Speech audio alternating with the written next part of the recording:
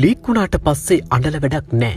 නංගියේ අක්කේ මේ ටික නොදැන සෝෂල් මීඩියා එන්න එපා.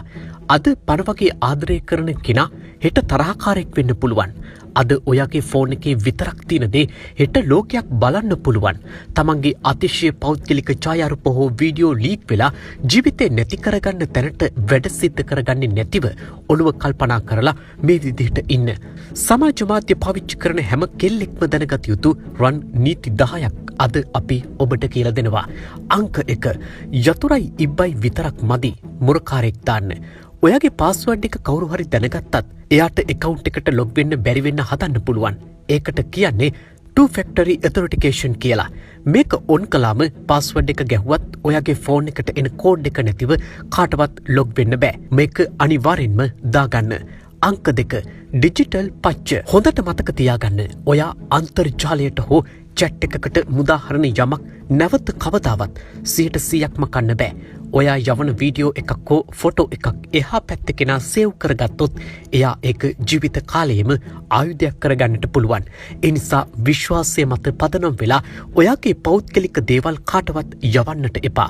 යවුවොත් ඒක ලීක් වෙන්න තියෙන සම්භාවිතාව 50%යි. අංක 3 අද ඉන්න පෙම්වතා හෙට තරහකාරයෙක් විය හැකි. ලංකාවේ සිදුවන ලීක් වීම් වලින් 90%ක්ම වෙන්නේ පලිගැනීමක් විදිහට. හිටපු පෙම්වතා විසින් මුදා හැරෙමිනුයි. ආදරය කරනකොට මට ඔයාව විශ්වාස නැද්ද කියලා අහලා ඉන්න දේවල් දෙන්න යන්න එපා. ඔයාගේ ශරීරයේ ඔයාගේ පෞද්ගලික දෙයක් මිස ආදරේ ඔප්පු කරන්න පාවිච්චි කරන දෙයක් නොවේ.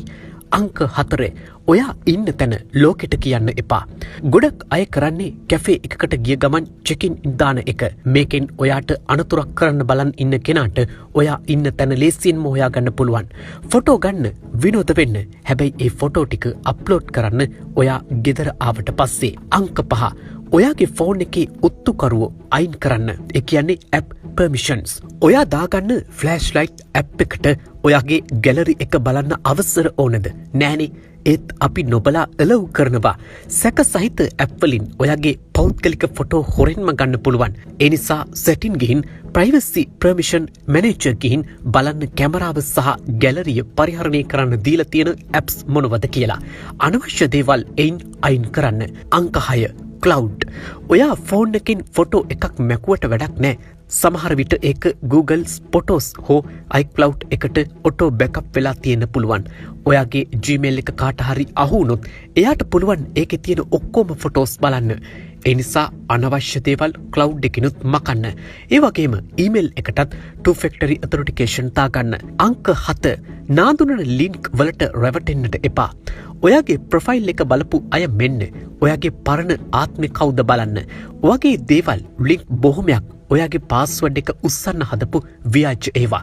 මෙසෙන්ජර් එකේ යාළුවෙකුගෙන් ආවත් සැක සහිත ලින්ක් කිසිම වෙලාවක ක්ලික් කරන්නට යන්න එපා. අංක 8 කැමරාව වහන්න. ඔයා ලැප්ටොප් එකක් පාවිච්චි කරනවා නම් හෝ ඇඳුම් මාරු කරන කාමරේ ෆෝන් එක තියෙනවා නම් පරිස්සම් වෙන්න. හැකර් කෙනෙක්ට පුළුවන් ඔයා දන්නේම නැතුව ඔයාගේ කැමරාව ඔන් කරලා ඔයා දිහා බලන් ඉන්න. ලැප්ටොප් කැමරාව කුඩා ස්ටිකර් එකක් අලවල තියන්න.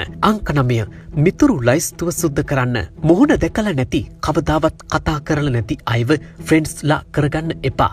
ඔයා දාන ෆොටෝ එකක් අරගෙන ව්‍යාජ ගිණුම් හදන්න වැඩිපුරම ඉඩ තියෙන්නේ මෙන්න මේ නාඳුනන අය අතින්. ඔයාගේ ගිණුම ලොක් කරගන්න. පෝස්ට් දාද්දි පබ්ලික් නොදා ෆ්‍රෙන්ඩ්ස් ඔන්ලි දාන්න. අංක 10 සීබුද්ධිය සහ පාලනය. මේ තාක්ෂණය හැදිලා තියෙන්නේ අපිව ඇබ්බැහි කරව ගන්න. ලයික් එකක් කමෙන්ට් එකක් වෙනුවෙන් Tamanගේ ආත්ම ගෞරවය විකුණන්නට එපා. සමාජ මාධ්‍ය කියන්නේ සැබෑ ලෝකය නෙවෙයි. එතන තියෙන්නේ මායාවක් විතරයි. මේ දේවල් ඔයාගේ හොඳම යාළුවට නංගිට අක්කට බලන්නට ෂෙයා කරන්න. එක මොහොතක වැරදීමක් මුළු ජීවිතයම විනාශ කරන්නට ඉඩ තියන්නට එපා. ආරක්ෂිතව ඉමු.